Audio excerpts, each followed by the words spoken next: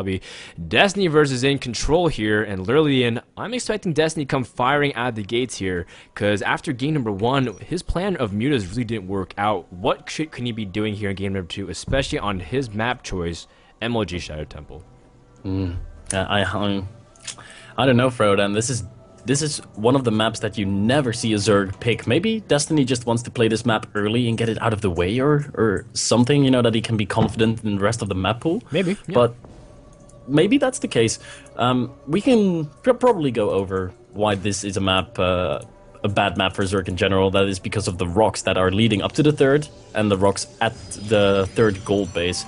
They're both, well, they're both there, and taking a third base early on this map is super hard as Zerg. And even if you manage to take a third on this map, it's super hard to defend because Protoss is so close to you in pretty much every position. Even if you spawn cross positions on this map, it is still, you know, really, really close. Yeah, and don't underestimate the fact that EGiNcontroL is also, he's kind of a Protoss player who isn't afraid to really punish Zerg if they play too greedy. You know, he's talked about a lot of times in interviews if he sees an opportunity, and we've seen him do it in MLGs. If you let him sneak a probe in and even put a pylon somewhere in your main base type of play, I'm not saying he will do that, but he's been known to really take advantage if you're not careful. So you have to really cover all your ends and make sure that EGiNcontroL is being accountable. And looks like he is actually going to open up very safe here. Gateway on the top of the ramp. No early Nexus signs just yet here, Lurlian. Yeah, he does not have the Naniwa mentality. That is actually a mentality that pretty much every Protoss player has nowadays. Forge, expand, no or matter die what. trying. I love that quote out of Naniwa, man. I really think that's one of the best, you know, the most funniest StarCraft quotes that I heard the entire year. You know, forge, expand, or die trying. It's beautiful. It makes so much sense as well. Forge expansion is of course going to put you in a much better position than a general, you know, 1-gate sentry expand or a 3-gate sentry expand would. And something worth noting here for EG's EGiNcontroL, Frodan, he's grabbing double gas before Cybercore. Oh, that is usually a really strong sign of Dark Templar openings or some kind of heavy tech early on. But, you know, we've seen players like Huck, EGiNcontrol's teammate, actually utilize this kind of opening and actually do a 1-gate expand, get a lot of sentries, and actually go for something like a 5-6 gate timing. So we'll have to see what EGiNcontroL is up to. He's still blocking this hatchery, being super annoying, and beautiful. This is exactly why Zerg players hate this, because normally if this happens, they say, okay, I'm just going to go ahead and expand somewhere else. But Destiny can't really avoid it because he has rocks blocking both of his potential third bases. Yeah, and he only made 2 links. Is he going to cancel the pylon? No, he's going to let the pylon finish. Maybe, oh, he's going to start a gateway or a cybercore for sure, I do think here. Yep, there's the cybercore, but little does he know that Destiny made 4 extra links. So, of course, this cybercore will be forced to cancel in just a short amount of time. But hey, delaying. Look at the delay that EGiNcontroL has been causing. 400 minerals already for Destiny. And wow, that cybercore actually took a long time to die. So really good move here by EGiNcontroL, who is now getting out sentries. So I don't know, this could be a build that, what's his name again, that Protoss player that recently moved to Korea? Sasa.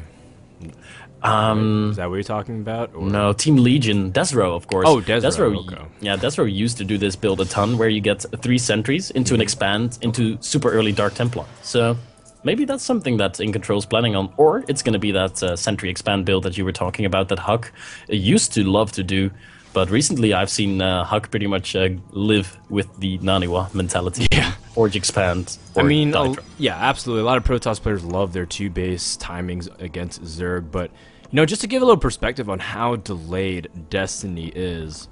Normally, I mean, Zergs, if they see it this fast, or if they see, you know, a 1-base play here, they would like to go up to 36 to 40 drones. But, you know, right now, Destiny should have been done with his hatchery and should be up to over 30 drones. He's only at 26, so, you know, this is definitely putting him way behind what he's normally used to, and that just goes to show you that EGiNcontroL is really trying to be, you know, disruptive. He's not necessarily trying to do something incredibly cheesy and damaging, but just really get inside of Destiny's mindset, as a lot of his timings are now misaligned. We do see speed finally finishing here, though, so Destiny should be able to start resuming everything normally, and I like the fact that he's doing, you know, small diligent things like connecting his bases and creep tumors. What do you think of all these scouting overlords that we see making their way into EGiNcontrol's base right now? Oh, there they go. They all turn around. And EGiNcontrol's actually really afraid right now. He's thinking that this overlord might be a retard magnet. Something that Destiny used to do. You know, send in an overlord and sort of force the Protoss to go and grab that free Overlord, but EGiNcontroL has probably seen those retard magnet videos, and he's gonna stay. He's gonna stay at his ramp.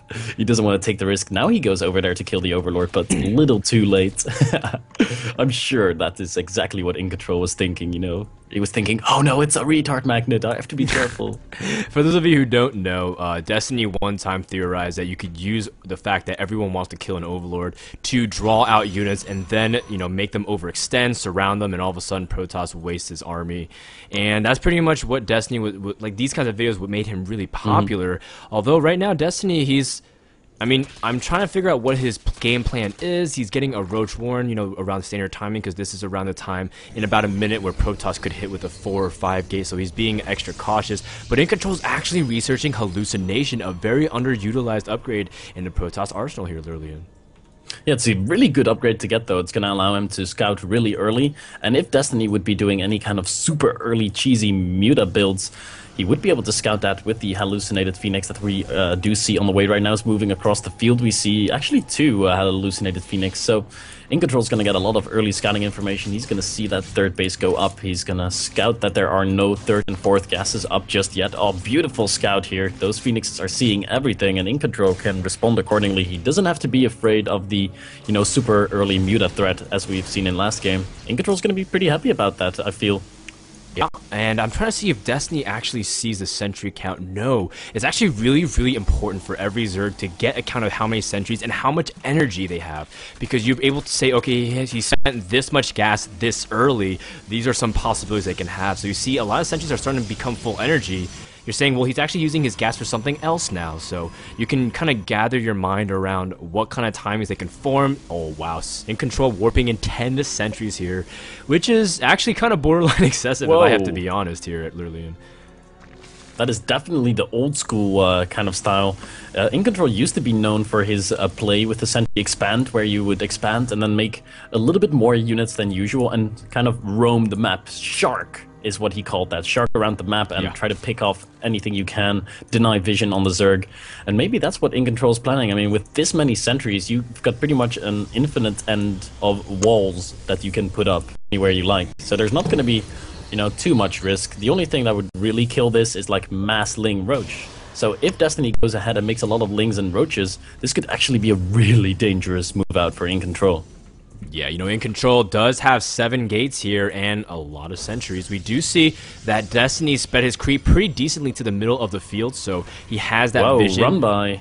Uh-oh, we do see... No, you're absolutely correct, man. I need to catch that. The Zerglings do run by, but they also see that the army's not there because they're busy in the middle here. The Roaches actually meet them force front, and Destiny does end up getting some Roaches trapped here. So actually, EGiNcontroL already lost about 4 or 5 sentries. Has to be careful not to lose any more. So good job there from Destiny to pull EGiNcontrol's attention away from his army and then hit him, taking out a couple key units, and he actually might even pick up a couple more here. Wow. He needs the force field.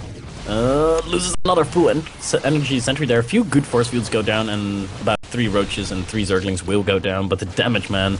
Oh, the damage has been done. Taking a look at the worker kill tab, we see that Destiny is up to 9 workers killed. That run by doing a lot of damage, and EGiNcontroL lost most of his sentries. Remember, he used to have 10 or 12, and now he only has 5 remaining. So EGiNcontrol's definitely all in with this. He has no follow-up to this whatsoever. Yeah, he doesn't have a lot of tech out. He does force field twice, but it's not going to actually do anything for him. The Roaches actually come for a perfect flank. EGiNcontrol all of a sudden in panic mode. You can tell that right now he wants to kite, but he's completely surrounded. Destiny with a great flank here. Good game is called, and EGiNcontrol does concede game number 2, and Destiny ties up the series 1-1, and all of a sudden, a best of 7 becomes a best of 5 early in.